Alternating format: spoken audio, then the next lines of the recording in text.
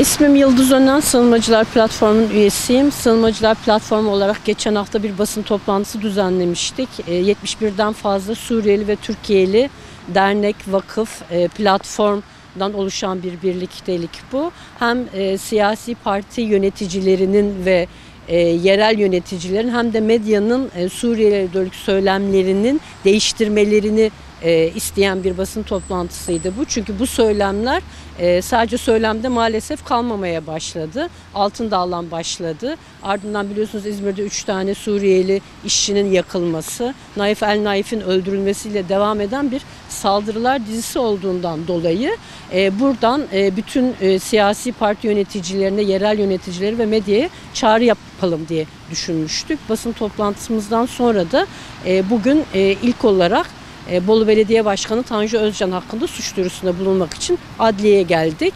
5 ayrı kanunu ihlal ettiğini düşünüyoruz.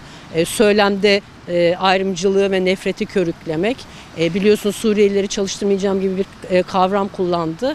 Bir yerel yönetici olarak insanların çalışma hakkını elinden almak, söylemlerde işte Suriyelileri ve diğer mültecilere dönük ayrımcılığın devamı olarak da tabandaki insanları etkileyen, dolayısıyla tahrik etmek, kin güden gibi maddelerden dolayı bir suç duyurusunda bulunacağız.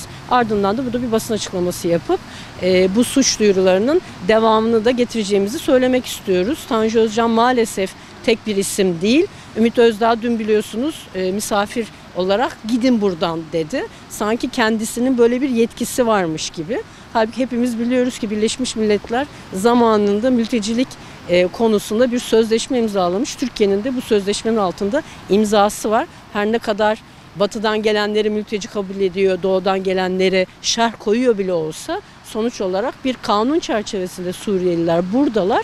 Dolayısıyla hükümet ya da devlet bir karara alana kadar da Suriyeliler ve diğer göçmenler burada yaşamaya devam edecekler. Kendisinin böyle tehdide varan konuşmalar yapması dediğim gibi tabandaki Suriyelilerle diğerleri arasında bir gerginlik yaratıyor. Bu gerginlik ister istemez bazı olumsuz sonuçlara sebep oluyor. Dava açılsın istiyoruz. Söyledikleri ve yaptıkları hakkında dava açılsın ve yargılansın istiyoruz. Çünkü normal şeyler söylemiyor.